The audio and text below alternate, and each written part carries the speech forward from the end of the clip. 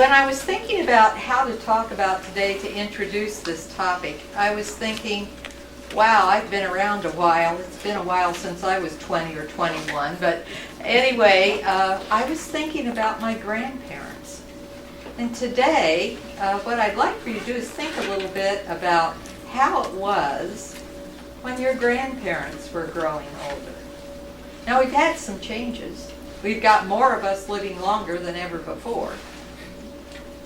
But our service delivery system is starting to change again. Now, I don't know about you, but I think fear is just running rampant right now in this country. And we're getting crazy. I mean, we're just fighting with each other. We can't get our politicians together to get anything done. We're all scared. Well, the students in the back 2 rows will tell you, I say baloney on that. And why? Because I know we can roll up our sleeves and make some sense out of this. And we don't need to be telling younger people we're going to cut off everything and they can't have anything and so on and so forth. Maybe some of you are in that school of thought, but I think here in the United States we can come up with something that works. And we don't have to cut off the younger generations probably to do it. But we're going to have to get over being afraid of everything. So it's a wonderful opportunity to have a community gathering like this with many different age groups here as we roll up our sleeves and start thinking about this. Now, when I was their age, I've been around a while, when I was their age, sitting in college like they are, Medicare and Medicaid it was just starting. For my grandparents, we had some homes for the aged, remember those? We had the county home here in St. Joseph County. It was Portage Manor, still out there. In Tipton County, where I grew up, it was the county farm and the county home. And we didn't have a nursing home industry. The nursing home industry came about because of Medicare and Medicaid.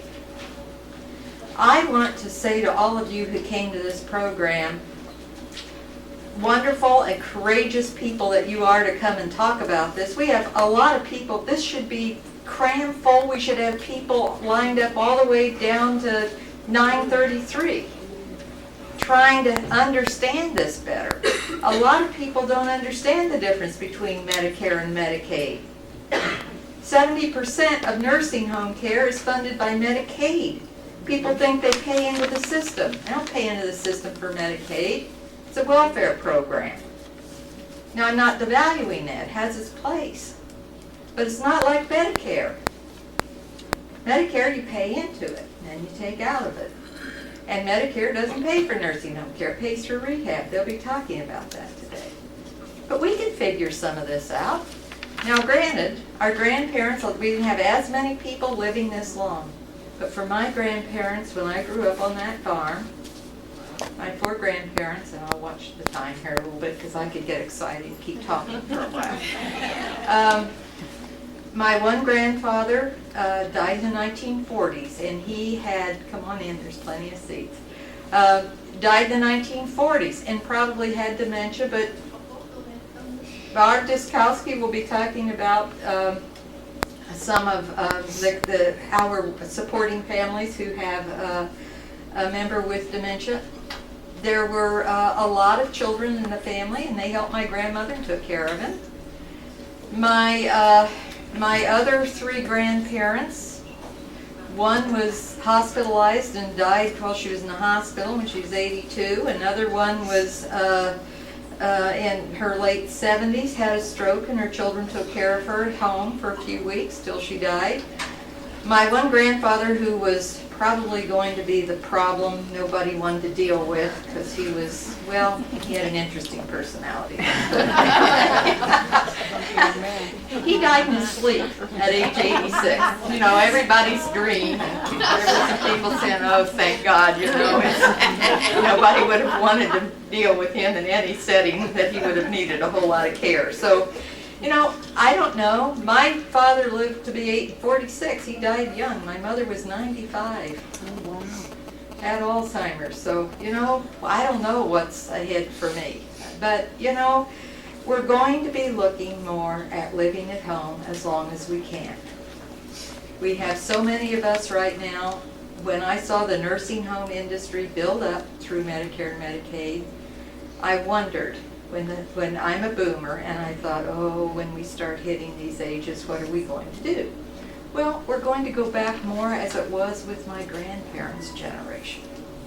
And we have other things that we can do. You're going to hear today about care management services. You're going to hear about adult day services, and families are going to have to think differently. Families do the bulk of assistance and support for older adults in our society.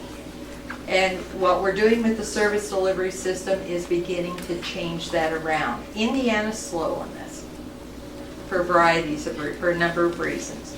We're slow with the support for public funding for home and community-based services, but we have to move in that direction. There will be a place for institutional care. However, it's going to change, and we'll have less proportionally in institutional care as time goes on. So we have to think more about home and community-based services. So as you hear the panelists today, I'd like for you to think a little bit about how things were for your grandparents. We're going back more toward that direction, and that's not all bad. There's probably nobody in here jumping up and down with excitement and glee to go in a nursing home. Even though some of us may need to go there at some point for 24-hour care. But we need to think differently. And it's not all doom and gloom, and we don't need to be all scared. We can figure some of this out. But I'm just absolutely always excited when we get several age groups in one room to talk about this, because our young adults need to be thinking too. They worry about the older adults, how they're going to be taken care of. And I know we can get through this and figure out a way, but we need to get informed. So I'm hoping that what you hear today, I know you know at least 10 people who probably need the information you're getting today. So share, and you know there are resources available through the through Real Services, Aging and Disability Resource Center, the ADRC, and you'll be hearing a lot about that today. And people don't know about it. They absolutely don't know they can call there. So we need to spread the word and help people not be so scared and look at this. And you know, we need an intergenerational discussion on this. It impacts all of us. It's not just an older adults discussion. So it is just with great delight that I was glad that we could host this meeting today, and I'm really looking forward to what our panel has to say and our breakout sessions.